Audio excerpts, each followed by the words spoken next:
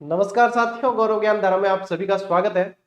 आज अपन मारवाड़ के राठौड़ पढ़ रहे हैं और मेरी आरबीएससी इस बैच के बहाने मेरी मंशा ये है कि मैं आप लोगों को जैसे ये अपन कक्षा 10 का पहला अध्याय पढ़ रहे हैं राजस्थान का इतिहास, तो मैं सिर्फ वो नहीं पढ़ा के आप लोगों को संपूर्ण चीज पढ़ा रहा हूँ, ताकि मेरी मंशा ये है कि मैं इसके बहाने आपको पूरी चीजें करवाऊं। जैसे कि गुहिल वंश आया तो मैंने देखा आपने कि पूरा ही गुहिल वंश पढ़ाया आपने, 50% मैटर मैंने वो भी करवाया जो आरबीसी बुक में दे ही नहीं रखा। तो अपन जब पढ़ रहे हैं तो कंप्लीट पढ़ते हुए आगे बढ़े, क्योंकि ये वाली क्लासें आगे बहुत काम में आएगी। सीईटी में काम आएगी, रीट के अंदर काम आएगी, आपके सेकंड ग्रेड में काम आएगी और आने वाले सभी एग्जाम में काम आने वाली है। तो ये वाली क्लासें जो है अपने बेस बनेगी एक तरीके से कि आप इनसे आप लोग आरबीएससी भी आपको दिमाग में आ जाएगी कि हाँ हमने पढ़ ली है, और आपका वापस जो है एक तरीके से जिनका पढ़ा हुआ उनका रिवीजन होगा, जिन्होंने नहीं पढ़ा है उनका बेसिक क्लियर होने के साथ साथ सारे कंसेप्ट भी क्लियर होंगे और चीजें भी जो फैक्ट पूछे जाते हैं परीक्षा के अंदर वो भी क्लियर होंगे। तो इसी कड़ी में आगे आज अपन राठौड़ वंश पढ़ने वाले हैं। राठौड़ यानी कि मारवाड़ के जो शासक है, और मारवाड़ कहवा तो यूं समझ लीजिए कि मारवाड़ क्या तो जोधपुर। इतिहास में जहां जहां मारवाड़ शब्द लिखा मिलेगा वो जोधपुर है, ये ध्यान रखना आपको, ठीक है। इन पहला जोधपुर ने यानी जोधाणो कहता, राव जोधा जी बसायो जोधपुर ने 1459 में, ठीक है। राव जोधा जी बसायो तो इन पहला कहता जोधा जी का फलसा। आज भी थे मेहरानगढ़ दुर्ग में यदि जाओ तो मेहरानगढ़ दुर्ग में थे जो एंटर करो थोड़ा आगे जाओ तो बटे एक शिलालेख लिखियोड़ मिली राव जोधा जी का फलसा। यानी पहले छोटा दुर्ग था, फिर उसको बड़ा बनाया गया तो वो मेहरानगढ़ के नाम से दुर्ग बना। तो जोधा जी के बाद में जब जोधपुर हुआ तब से वो जब उन्होंने जोधपुर बसाया तब से जोधपुर और उसके आसपास के क्षेत्र जाने जाने लगा, लेकिन ये मारवाड़ क्षेत्र पहले से है। अब मारवाड़ यानी कि ये समझ लीजिए आप कि प्राचीन काल में जितना भी लूणी और इसके आसपास का जितना क्षेत्र वो तो कहलाता है गोड़वाड़, लेकिन विस्तृत तौर पे देखा जाए तो वो पूरा का पूरा मारवाड़ क्षेत्र के अंतर्गत आता है, ठीक है। तो एक तरीके से गोड़वाड़ भी मारवाड़ का हिस्सा है। अब जैसे मैं जिस क्षेत्र से आता हूं, मैं सुमेरपुर पाली से हूं, तो मैं गोड़वाड़ के अंतर्गत आता हूं। मैं किसके अंतर्गत आता हूं? गोड़वाड़। और गोड़वाड़ मारवाड़ का ही एक हिस्सा रहा है। यहाँ पे किस वंश ने शासन किया है? तो यहाँ राठौड़ों ने शासन किया है। अब देखो टावरों, पहला अपन आरपीएससी किताब में जो दियोड़ी भी चीज मैं पहुंचा भी हूं, पहला था ना की चीज थोड़ी सी समझनी बहुत जरूरी है। देखो अपा पढ़ रही है राठौड़ वंश, अपा क्या पढ़ा? राठौड़ वंश। तो राठौड़ शब्द जी को है नहीं, और राठौड़ शब्द इनकी उत्पत्ति के बारे में यूं क्या करे कि उत्पत्ति के बारे में ये कहते हैं कि इसकी उत्पत्ति राष्ट्रकूट शब्द से हुई है। क्या कहते हैं कि इसकी उत्पत्ति राष्ट्रकूट शब्द से हुई है। अब आप लोगों को पता है राष्ट्रकूट पाल वगैरह ये वंश हुए हैं पहले, है ना। तो राष्ट्रकूट शब्द से हुई है, और ये राष्ट्रकूट शब्द जो है बाद में ये प्राकृत यानी कि इसका जो अपभ्रंश होते होते ये जो बन गया ये रट्ट ऊड़ में बदल गया, ये रट्ट ऊड़ के अंदर बदल गया, जिसे बाद में राट हड़ कहा गया। क्या कहा गया? राट हड़ कहा गया। और इसी तरीके से भैया शब्द बन गया राठौड़, इसी तरीके से शब्द बन गया राठौड़। तो यहाँ पे अब ये ध्यान रखना है कि एक वंश था इतिहास के अंदर जो कहलाता था गहेड़वाल वंश। जो क्या कहलाता था? ये तो शब्द की उत्पत्ति है, ये तो क्या है? राठौड़ शब्द की उत्पत्ति बताई है मैंने आप लोगों को, जो इतिहास के अंदर अपने को पढ़ने को मिलती है वो बताई है मैंने आप लोगों को, ठीक है। राठौड़ शब्द की उत्पत्ति बताई है, तो ये ध्यान रखना। अब मैं बताता हूं कि गहेड़वाल जो है अपन क्यों ध्यान में रखेंगे।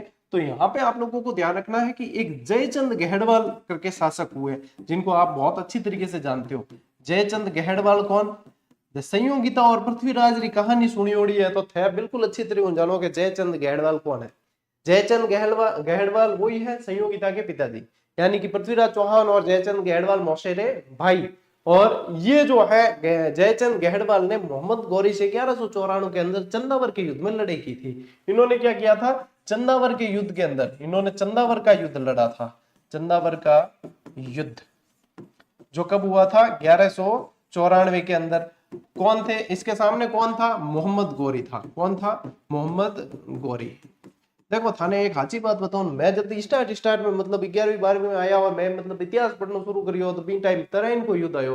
तराइन के युद्ध में पढ़ियो के मोहम्मद गौरी और पृथ्वीराज।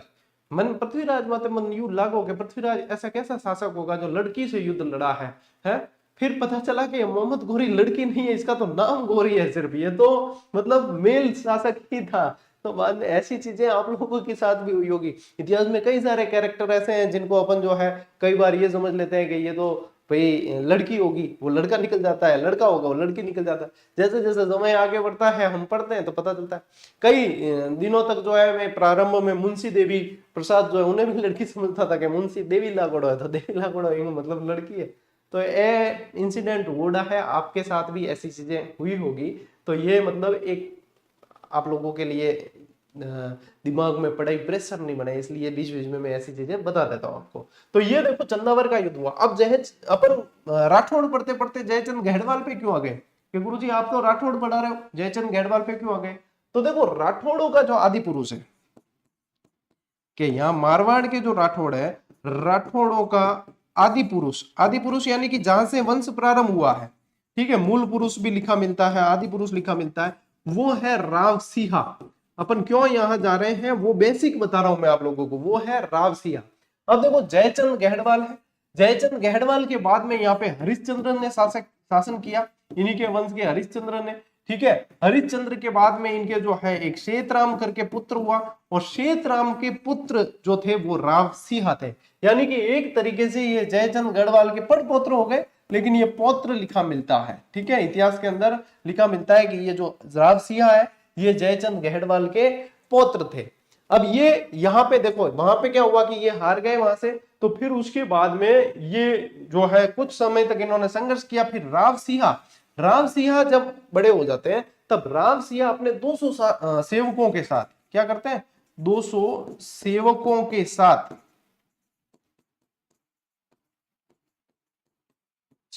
साथ पश्चिम की ओर बढ़ते हैं, पश्चिम की ओर बढ़े। अब देखो यहां तक यदि स्क्रीनशॉट लेना चाहो तो ले लो, फिर मैं अगले स्लाइड पे ले जाता हूं आपको, वहां पे मैं बताता हूं अच्छी तरीके से रावसिहा के बारे में। देखो अब रावसिहा जो है वहां से आगे बढ़ चुके हैं, ठीक है, वहां से आगे रावसिहा को अपन ने बढ़ा दिया है, और रावसिहा से ही फिर जो है वंशावली आगे चलेगी। यानी कि आपको पूछे राठौड़ों के आदि पुरुष कौन है, मूल पुरुष कौन है, तो क्या ध्यान रखोगे, रावसिहा है, ठीक है, रावसिहा। अब वहां से 200 सेवकों के साथ में आगे बढ़े, तो यहाँ पे इन्हें जो है पश्चिम की ओर आगे बढ़े, यानी कि राजस्थान में आ गए। यहाँ पे इन्हें एक सोलंकी सरदार मिलता है। कौन मिलता है? सोलंकी सरदार से मुलाकात होती है। मैं फिर आपके रोड मैप बनवा रहा हूँ, देख लेना, हिस्ट्री का रोड मैप बन रहा है, और इससे आप लोगों को बहुत अच्छी तरीके से याद हो जाएगी। अब सोलंकी सरदार जो है इनको यहाँ पे रहने के लिए वगैरह जगह देते हैं। फिर जब देखो कोई भी मेहमान आवे या कोई एक बार रह रहा है तो आपा के सुख दुख की चर्चा करा, सुख दुख की चर्चा करता सोलंकी सरदार कहो कि मैं बहुत परेशान हाँ, मैं तो थान रुकनी जगह दी, लेकिन एक अटे यानी बहुत डकैत टाइप को आदमी है जिन्हों नाम है लाखा फुलानी। क्या नाम है? लाखा फुलानी, लाखा फुलानी। तो इस लाखा फुलानी से हम बहुत ज्यादा परेशान है। ये लाखा फुलानी चोरी डकैत कर देता है या मार देता है, मार लूट खसोट कर लेता है, तो इससे यदि आप हमें मुक्ति दिला सको तो आपकी बहुत कृपा होगी, अति कृपा होगी। तो रावसिहा ने जो है लाखा फुलानी से संघर्ष किया और लाखा फुलानी को हराया, लाखा फुलानी को हराया और यहां से भगा दिया। अब जब ये जीत हुई तो इस जीत के उपलक्ष्य में ये सोलंकी सरदार है, इन्होंने अपनी पुत्री से यहां पे ये इसको हरा दिया, ठीक है। तब क्या हुआ कि रावसिहा जो है रावसिहा से पार्वती सोलंकी, इनकी पुत्री थी पार्वती सोलंकी, का विवाह कर दिया, ठीक है। यहां तक स्टोरी समझ में आ गई क्या? इनका विवाह हो गया। अब यहां से रोड में फिर आगे बढ़ाते हैं, अब ये यहाँ के जो है, यहाँ इनको कुछ पालीवाल ब्राह्मणों ने भी जो है मदद की और कुछ भूमि दान की, ठीक है। पाली और पाली के आसपास की बात हो रही है, तो पालीवाल ब्राह्मणों ने भी मदद की इनकी, ठीक है। पालीवाल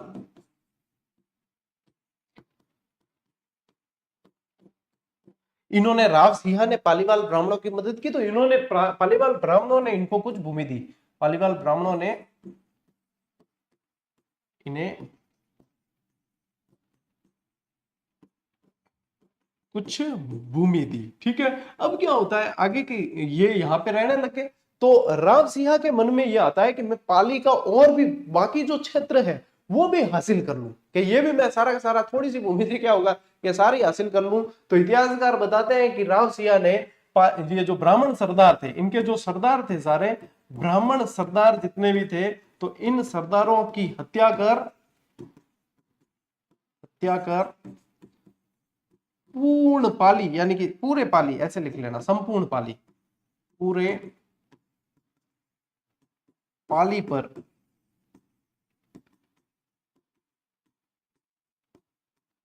अधिकार कर लिया। ठीक है, पूरे पाली पर इन्होंने अधिकार कर लिया। अब ये तो यहाँ पे मतलब इनका तो अधिकार हो गया पूरे पूरा।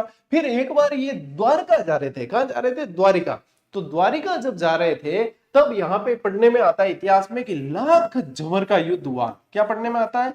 लाख जंवर का युद्ध हुआ, यानी कि ये विदेशी आक्रांता थे, मुसलमान थे, जिन्होंने आक्रमण किया था, तो उनसे इन्होंने संघर्ष किया। हालांकि उनको हरा दिया, लेकिन खुद भी जो है वीर गति को प्राप्त हो गए थे। तो लाख जंवर के युद्ध के बाद ये ध्यान रखना कि ये वीर गति को प्राप्त हो गए। ठीक है, वीर गति को प्राप्त हो गए। और पार्वती सोलंकी है इनकी पत्नी, वो भी उस समय फिर सती हो जाती है, ये ध्यान रखना है। ये पूरी स्टोरी ऐसे चल रही है, ये इसका रोड मैप बन रहा है, आपके दिमाग में पूरी कहानी छपेगी और इस तरीके से आपको पूरा का पूरा याद हो जाएगा। ठीक है, पाली पर अधिकार किया, फिर जो है लाख जंवर का युद्ध हुआ है, वीर गति को प्राप्त हो गए, ये सारी चीजें समझ में आ जाएगी। अब इनके पुत्र थे, अब यहाँ पे ये ध्यान रखना कि इनके पुत्र थे राव आस्थान जी। कौन थे? राव आस्थान जी। ज्यादा तो इनके बारे में देखो इतना पूछा नहीं गया है आज तक, तो ज्यादा इनके बारे में ध्यान नहीं रखना है। राव आस्थान जी के बाद में जो बने हैं दुहड़ जी, इनके बारे में जरूर एक प्रश्न पूछते हैं। दुहड़ जी के बारे में क्या प्रश्न पूछते हैं कि दुहड़ जी ने कर्नाटक से चक्रेश्वरी माता की मूर्ति लाकर नागाना धाम है, क्या है? नागाना धाम में स्थापित की। और यही जो है बाद में राठौड़ों की कुल देवी कहलाई, जिन्हें नागणेची माता कहा गया। क्या कहा गया? नागणेची माता। नागाना वर्तमान में बालोदरा जिले के अंतर्गत आता है। तो ये पूरा का पूरा रोड मैप आपको ध्यान रखना है। ये देखो ऐसे उल्टा एस बन रहा है, ठीक है, ऐसे ये जो है यहाँ पे इस तरीके से चले अपन, तो ये एस आकार में बन रहा है। ठीक है, तो यहां से ये इस तरीके से ध्यान रखना है। एक बार स्क्रीनशॉट लो, फिर मैं आगे बताता हूं आप लोगों को।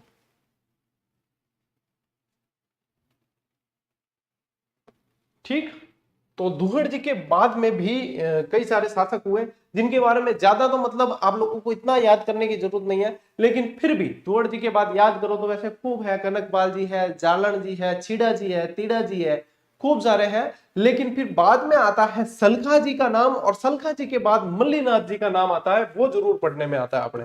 ठीक है, एक तो क्या आता है? सलखा जी।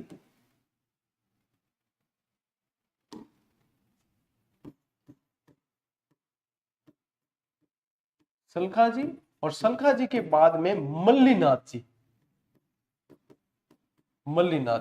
तो मल्लीनाथ जी के अंदर ध्यान रखना है कि मल्लीनाथ जी के नाम से ही यहाँ का क्षेत्र जो है वो मालानी कहलाता है। और मल्लीनाथ जी ने कुंडा पंथ की स्थापना की थी। किसकी स्थापना की थी? ये वही लोक देवता मल्लीनाथ जी है जिन्होंने कुंडा पंथ की स्थापना की थी। कुंडा पंथ की स्थापना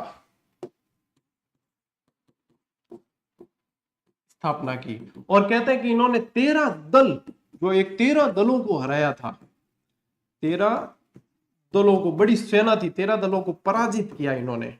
तो इसलिए इनके बारे में कहा भी जाता है कि तेरे तुंगे भांगिया माले सलखानी। ठीक है, माले सलखानी यानी सलखा जी के पुत्र मल्लीनाथ जी ने तेरे तुंगे भांगिया यानी 13 दलों को जो है पराजित किया था, इनके नाम से जाना जाता है। तेरे तुंगे भांगिया माले सलखानी, मल्लीनाथ जी के बारे में ये जाना जाता है। तो फिर मल्लीनाथ जी के एक पुत्र भी हुए जिनका नाम था जगमाल। मल्लीनाथ जी के क्या एक पुत्र हुए जिनका नाम था जगमाल। जगमाल भी बहुत वीर मतलब राजकुमार थे, और इनके भी जो है लड़ाइयों के बारे में बहुत सारी चीजें पढ़ने में आती है, किंवदंतियां ज्यादा पढ़ने में आती है। ऐसा कहा जाता है कि भूतों की सेना जो है इनके साथ में थी, और ऐसे रोचक किस्से भी इतिहास के अंदर पढ़ने में आते हैं। वो यहाँ पे जगमाल आपको ध्यान रखना है। ठीक है, जगमाल ध्यान रखना है। अब इसके बाद में, जगमाल के बाद में जो महत्वपूर्ण शासक पढ़ने में आते हैं, वैसे तो वीरमदेव भी एक शासक हुए बीच में, लेकिन जो महत्वपूर्ण शासक पढ़ने में आते हैं वो है रावचुंडा। कौन है? रावचुंडा है। और रावचुंडा से फिर आगे इतिहास बढ़ता है। यहां से जो आप लोगों के दे रखा है आरबीएससी की किताब में, वो रावचुंडा से। अब रावचुंडा से पहले इतनी भागवत अपन ने पढ़ ली, वो आरबीएससी में नहीं थी। अब थे क्यों टाबरों, तो अगली बार हूं मैं सीधे मतलब जो आरबीएससी में दे रखे हो आरबीएससी के अनुसार ही 1 to 1 जो वर्ड टू वर्ड है वो पढ़ा देता हूँ। कि थे क्यों कि गुरुजी बिल्कुल सही तरीके से चल रहे हैं अपन, तो फिर चलने देते हैं। देखो वर्ड टू वर्ड भी पढ़ाया ना तो 1-1.5 महीना बैच चलेगा, लेकिन इसको 1-1.5 महीने की जगह अपन 3 महीने में पढ़ ले, लेकिन ऐसा पढ़े अपन क्या भाई साहब आनंद आ जाए और परीक्षा के अंदर काम आए वापस। फिर वो नहीं देखना पड़ेगा ये पढ़ लिया आप गुरुजी और ये वो फलाना टीम का। बहुत पढ़ाया मैंने आप लोगों को, 4-4 बार राजस्थान जी के पढ़ा रखा है, सारी क्लासें अवेलेबल है। जब भी किसी के मन में आए कि हमें फास्ट पढ़ना है, जल्दी पढ़ना है, ऐसे तो कब पूरा होगा, तो कोई भी बैच उठाकर उसमें से राजस्थान जीके की क्लास देख लेना। पशु परिचर वाला उठा के देख लो, चाहे चाहे आप चतुश्रेणी वाला उठा के देख लो, वरिष्ठ अध्यापक वाला देख लो, रीट वाला देख लो, जो भी बैच, तो राजस्थान जीके सभी के अंदर मैंने करवा रखा है। ठीक है, तो ओ आरबीएससी बैच है थे। एक बार कमेंट कर जरूर बताइयो कि क्लास क्या चल रही है अपन। ठीक है, मतलब कैसे चल रही है मारवाड़ी में क्लास क्या चल रही कहानी, तो इनो मतलब यूं है कि क्लासें कैसे चल रही है, एकदम सही तरीके से चल रही है। आप लोगों को आनंद आना चाहिए। देखो पढ़ने का शिक्षक का काम यही है कि पढ़ने में इंटरेस्ट जगाए, और मैं वही चीज कर रहा हूं कि हाँ जानकारी के साथ साथ आपका इंटरेस्ट बना रहे। चलो स्क्रीनशॉट लो, अब बढ़ते हैं अपन नोट्स मेकिंग पैटर्न पे आगे। देखो अब देखो यहाँ जो है राठौड़ वंश की उत्पत्ति और इनके बारे में थोड़ी सी अपन पहले जानकारी देख लेते हैं कि जिस प्रकार मेवाड़ में गुहिलों का शासन था, उसी प्रकार राजस्थान के उत्तरी और पश्चिमी भागों में राठौड़ वंश के राज्य स्थापित हुए हैं according to RBSC class 10 book. उत्पत्ति संबंधी कई सारे मत दे रखे हैं, जिसमें अधिकांश जो है मत इनके अंदर मतभेद चलता है। तो उनमें से कुछ इतिहासकार ये कहते हैं इनको हिरण्यकश्यप की संतान बताते हैं। क्या कहते हैं? हिरण्यकश्यप की संतान है, जिसमें कुछ विद्वानों ने ये कहा है। जोधपुर राज्य की ख्यात क्या कहती है? जोधपुर राज्य की ख्यात कहती है कि राजा विश्वुतमान के पुत्र बृहतमल के ये वंशज थे। क्या कहती है? राजा विश्वुतमान के पुत्र बृहतमल के ये वंशज थे। तो यहाँ पे ये ध्यान रखना कि ये कहा किसने है, तो ये जोधपुर की ख्यात ने कहा है। और ये मिलान वाले सवाल बेटा जी बन सकते हैं। ठीक है, तो ये ध्यान रखना है। दयाल दास का मत क्या कहता है? दयाल दास की ख्यात के अंदर इनको सूर्यवंशी माना है और ब्राह्मण भल्लराव की संतान माना है। दयाल दास की ख्यात क्या कहती है कि ये सूर्यवंशी थे और ब्राह्मण भल्लराव की संतान थे। नैणसी मुहूर्त नैणसी का मत यह है कि मारवाड़ के राठौड़ों को कन्नौज से आने वाली शाखा बताया है। कन्नौज से आने वाली शाखा यानी कि जयचंद गहड़वाल के वंशज। जयचंद गहड़वाल कहाँ के थे? कन्नौज के थे, तो इनको कन्नौज की आने वाली शाखा बता दिया। कर्नल जेम्स टोड, इन्होंने वंशावलियों के आधार पर इन्हें सूर्यवंशी माना है। और सर्वमान्य मत क्या है कि जो सबसे ज्यादा माना जाता है वो ये है कि दक्षिण भारत के राष्ट्रकूटों से संबंधित रहे हैं, और संभवतः इसी कारण इनका नाम राठौड़ रहा है। क्या रहा है? राठौड़। कि राष्ट्रकूट शब्द से ही राठौड़ शब्द बना है, तो अधिकांश और सर्वमान्य मत ये कहता है। तो ये राठौड़ों की उत्पत्ति से संबंधित आपके जो क्लास 10th की बुक में पैरा दे रखा है पूरा, है ना, आपके जो है वहां पे पैराग्राफ दे रखा है, उसको मैंने नोट्स मेकिंग पैटर्न पे आप लोगों के सामने प्रस्तुत कर दिया और समझा दिया एक एक चीज को। ठीक है, स्क्रीनशॉट लौटा ब्रो।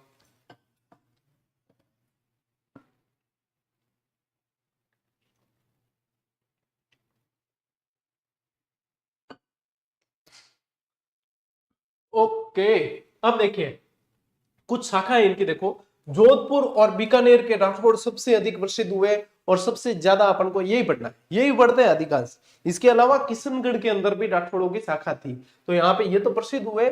और किशनगढ़ के अंदर भी राठौड़ ही थे। कौन थे?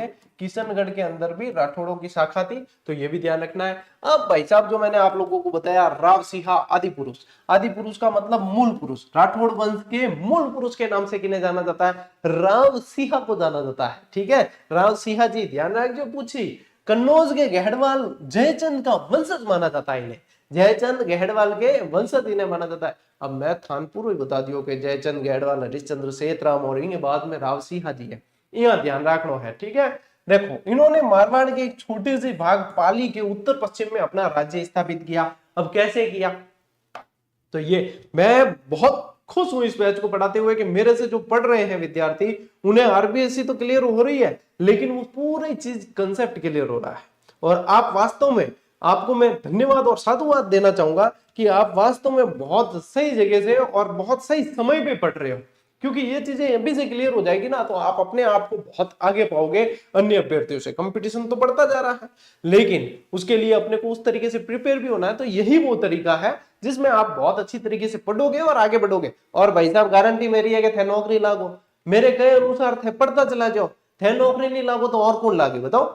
यही है मेहनत, इतनी मेहनत कोई कर नहीं पाता और आप कर रहे हो, नौकरी आपकी है। बस देखो, इन्होंने मारवाड़ में राठौड़ राज्य की स्थापना की, लेकिन उसे पूरी तरह से व्यवस्थित नहीं कर पाए। ठीक है, पूरी तरीके से व्यवस्थित नहीं कर पाए। अब मैंने पूरा आप लोगों को बता दिया। ठीक है, थानलाग जबर युद्ध भी बता दियो, थानसारी पालीवाल ब्राह्मणों की स्टोरी बता दी है, पार्वती सोलंकी व्यावरी स्टोरी बता दी। तो ऐ सारी चीजें थाने क्लियर हो जानी चाहिए। ठीक है, लो स्क्रीनशॉट ले लो टावरों।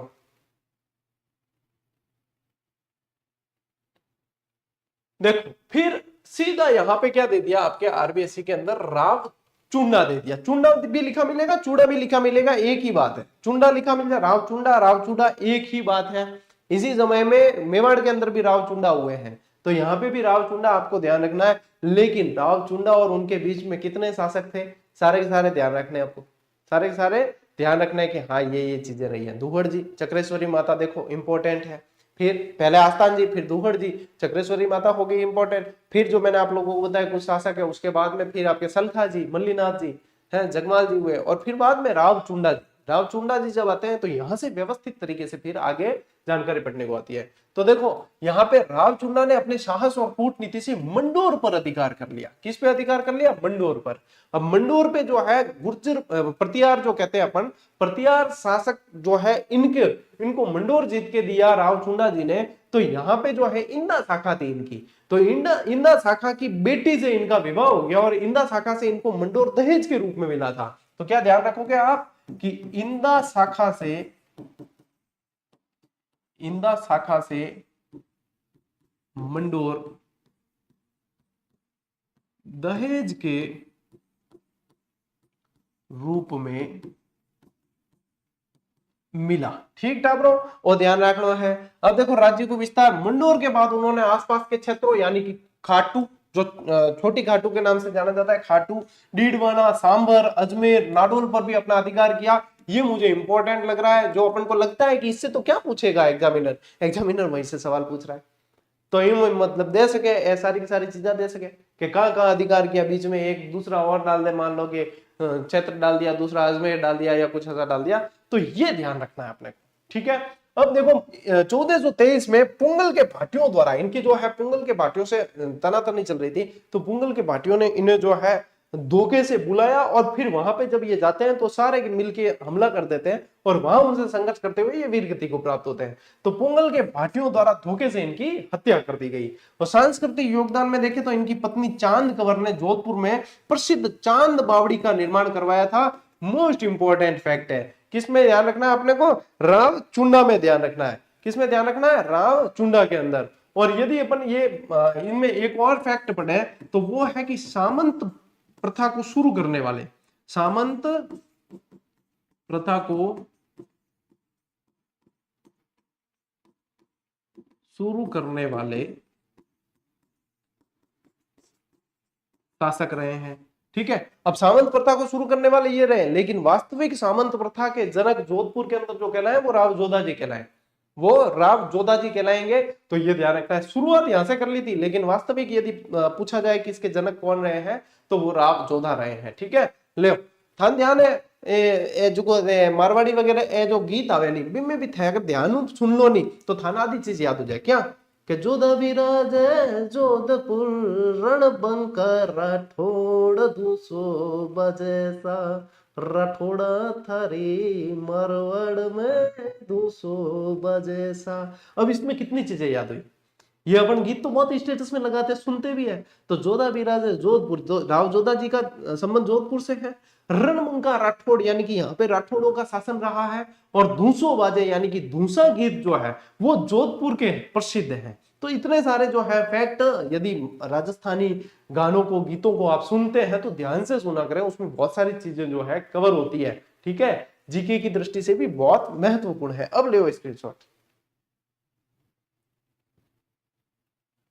देखो भाई, राव रणमल जानो ना, रणमल जी तो रणमल जी तो परिचय में करायोड़ो ना, रणमल जी परिचय करायोड़ो। तो रणमल के छोटे भाई कान्हा को मारवाड़ का शासक बना दिया था। जो राव चुंडा जी है, इन्होंने अपनी मृत्यु से पहले ही एक अपने रानी, प्रिय रानी के प्रभाव में आकर रणमल के बड़े होने के बावजूद कान्हा को शासक बना दिया। ये कहानियां बहुत चली है इतिहास के अंदर कि बड़े बेटे के होने के बावजूद जो है रानी के मोह में राजा ने छोटे बेटे को शासक बना, मतलब राजकुमार बना दिया है। तो यहाँ पे उत्तराधिकारी कान्हा को बना दिया। रणमल जी हो गए नाराज, रणमल जी नाराज हो गए। रणमल जी क्या भाई तरीका है ना, मैं बड़ो हूं ने सब योग्य भी हूं बहुत। तो ये नाराज होकर सूरत चले जाते हैं। ये नाराज होकर कहां चले जाते हैं? तो ये नाराज होकर मेवाड़ चले गए। मेवाड़ से पहले, ठीक है, क्या ध्यान रखोगे, मेवाड़ से पहले, मेवाड़ से पहले ये सोजत चले जाते हैं, ठीक है। फिर वहां से जो है ये मेवाड़ चले जाते हैं। तो मेवाड़ मारवाड़ संबंध ये तो ध्यान ही आपने कि इन्होंने अपनी बहन हंसाबाई का विवाह जो है वो मेवाड़ के राणा लाखा से करवाया। हंसाबाई का विवाह इन्होंने मेवाड़ के राणा लाखा से कराया। अब ये स्टोरी आपको बताया, वो नारियल वाला इंसिडेंट है, दूध जाता है और लाखा जी के मेरू कौन ब्याह करी, तो बचपाचो है इनके, बचपाचो जो है राव चुंडा, वहां पे भी कुंवर चुंडा होते हैं, वो भीष्म प्रतिज्ञा लेते हैं और लाखा जी से विवाह होता है। इस सब पे किया जाता है कि हंसाबाई से और लाखा जी से उत्पन्न पुत्र ही राजकुमार बनेगा, गद्दी पर बैठेगा। तो यहाँ पे विवाह की शर्त आपको ध्यान रखनी है। इस विवाह की शर्त में तय हुआ कि हंसाबाई का पुत्र जो है बाद में मौकल इनका पुत्र होता है, वही राणा लाखा का उत्तराधिकारी बनेगा। फिर देखो यहाँ पे राघव देव को छोड़ के जाते हैं और ये स्टोरी थोड़ी सी आ रही है, रिकॉल हो रही है, जो मेवाड़ में पढ़ाई थी। जो बीच में क्लास देखेगा उसे थोड़ी सी रिकॉल होने में समस्या होगी, लेकिन मैं कंटिन्यू पढ़ाता हुआ आ रहा हूं, अभी 4 दिन पहले ही पढ़ाई है मेवाड़ के अंदर, तो रिकॉल हो रही होगी। तो फिर रणमल का हस्तक्षेप बहुत ज्यादा बढ़ जाता है। रणमल जो है यहाँ से मारवाड़ के राठौड़ों की वहां उच्च पदों पे नियुक्ति करने लग जाते हैं। मेवाड़ के अंदर बहुत ज्यादा हस्तक्षेप बढ़ जाता है। तो फिर वहां पे जो है इनको क्या है कि इनको इनकी ही प्रेयसी, रणमल की एक प्रेयसी थी जिसका नाम था भारमली। तो भारमली के हाथों शराब के अंदर इन्हें जहर दे दिया जाता है।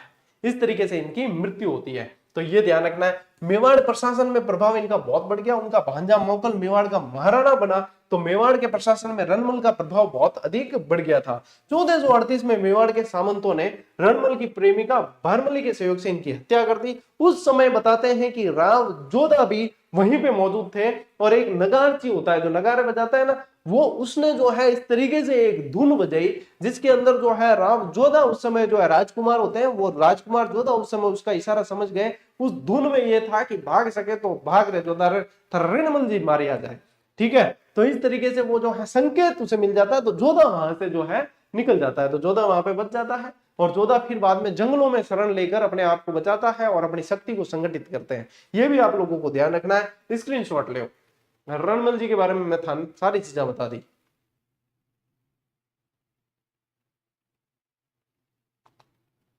तो राव जोधा, ठीक है, राव जोधा मारवाड़ के शासक राव रणमल के पुत्र थे।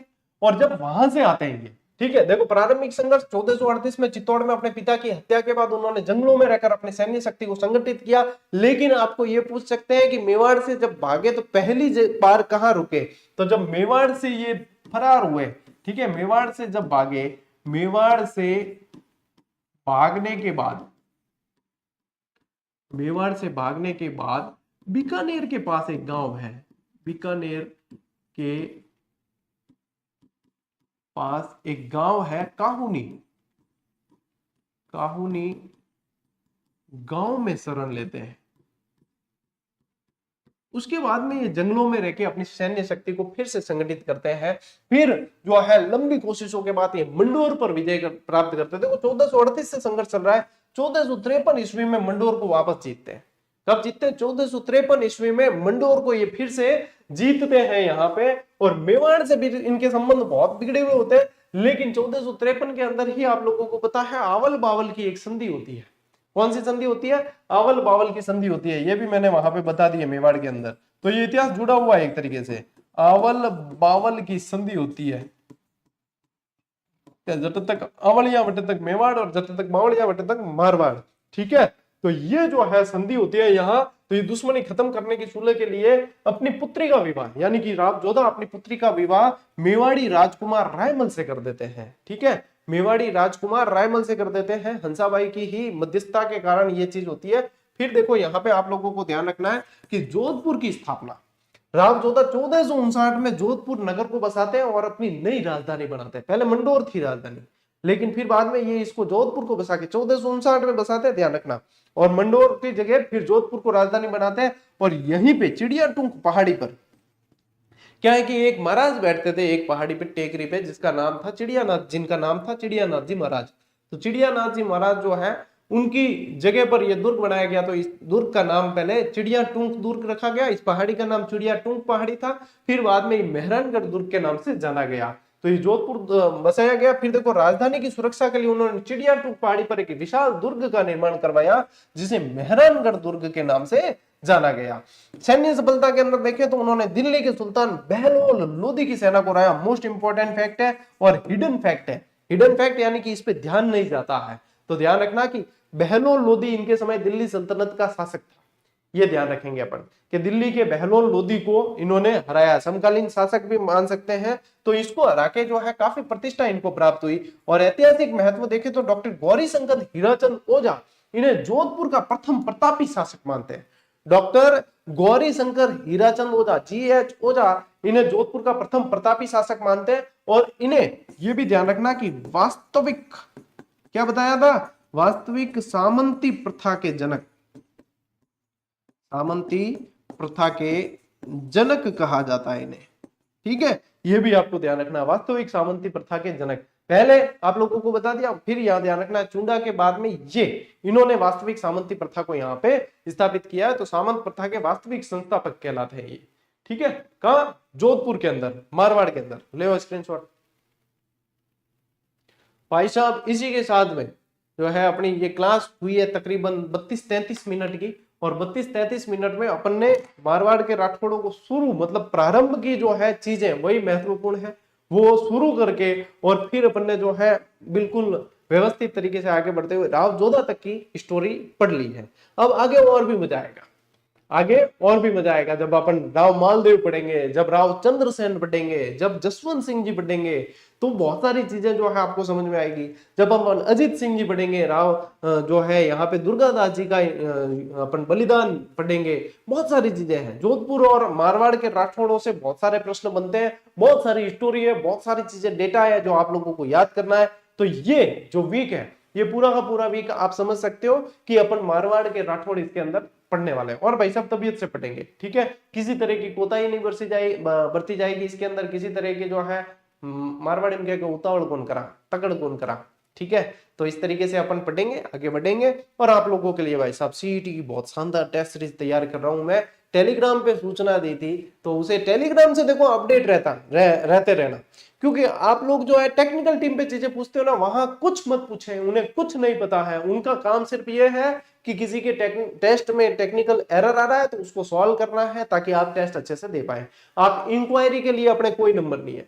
अब आप लोगों के मन में चीजें आती है कि गुरुजी इंक्वायरी, बाकी तो कोचिंग संस्थान है सारी की सारी इंक्वायरी के नंबर देती है, फोन की सुविधा होती है, मैसेज की वो होती है, ये होती है, पूछताछ कर सकते हैं। तो आप लोगों को बता दूं कि अपन ने इस प्लेटफॉर्म को कोचिंग के अंदर कन्वर्ट होने से बचाया है। अपन ने कोचिंग के अंदर कन्वर्ट होने ही नहीं दिया। ये प्लेटफॉर्म किसी भी तरीके से कोचिंग संस्था नहीं है, ये एक डिफरेंट है पूरी तरीके से, पूरे राजस्थान में सबसे भिन्न और सबसे डिफरेंट प्लेटफॉर्म है, जहां पे कोर्स सेल करने के लिए नहीं पढ़ाया जाता, जहां पे यूट्यूब पे क्लास जो है डेमो के रूप में नहीं दी जाती, यहीं से पढ़ाया जा रहा है। तो सेवा के उद्देश्य से किया जा रहा काम है, इसलिए कोचिंग संस्था हमने बनाया ही नहीं है। यदि कोचिंग संस्था बनाते तो आप हमसे आज ऑफलाइन पढ़ रहे होते और यहाँ पे जो है भारी भरकम फीस से जमा करवा रहे होते और भारी भरकम फीस के साथ ही ऑनलाइन कोर्स खरीद रहे होते। तो हमने इस चीज से अपने आप को बचा के रखा है और हम चाहते भी नहीं कि हम कोचिंग संस्था में बदले इस चीज को। ठीक है, तो इसीलिए सेवा के रूप में चलाया जा रहा है। टेक्निकल टीम से सिर्फ आप टेस्ट के टेक्निकल इशू सॉल्व करें, वहां पे शेयर करें। यदि आपको कोई सवालों में भी डाउट है तो क्लास से देखें, पुस्तकें पढ़ें। टेक्निकल टीम आपको सवालों पे भी डाउट क्लियर नहीं कर सकती। और मैं एक आदमी हूं, मैं थारे सब सवाल नहीं देख सकूं, तो मैं क्लासों के माध्यम से क्लियर करवा देता हूं। और साथ ही साथ मैं जो है आप लोगों के यहाँ पे पुस्तकों के माध्यम से क्लियर हो जाता है। जहां पे मुझे डाउटफुल लगता है तो मैं टेलीग्राम के माध्यम से क्लियर कराता हूँ। इन चीज को आपको थोड़ा सा समझना होगा भाई। जितना जल्दी आप लोग इन चीजों को समझ लोगे, एक्सेप्ट कर लोगे उतना बढ़िया है। अब क्या नया टाबर चूड़ियों डाल बाने ध्यान नहीं है, जो पुराना है तो बाने ध्यान है, तो पुरानियों में खासा जो है लाग चुका है नौकरी, तो ये नया नया जुड़ियो डाल पाछो बताना पड़े, तो ये 2-5 मिनट आने यूं भी लागी कि 2-5 मिनट सर की नहीं करियो कि खाली ज्ञान दियो है। तो देखो ज्ञान तो देंगे हम, तभी आप लोग ध्यान दोगे, और आप इस ज्ञान पर ध्यान नहीं दोगे तो फिर जो है वही समस्याएं चलती रहेगी। तो बेटा दुधारू गाय की कभी कभी लाते भी सहन कर लिया करना, ठीक है। चलिए आज की इस क्लास में, इस सेशन में साथियों इतना ही। अब मिलते हैं अपन अगली क्लास में, अगले सेशन में। तब तक के लिए राम राम, जय हिंद।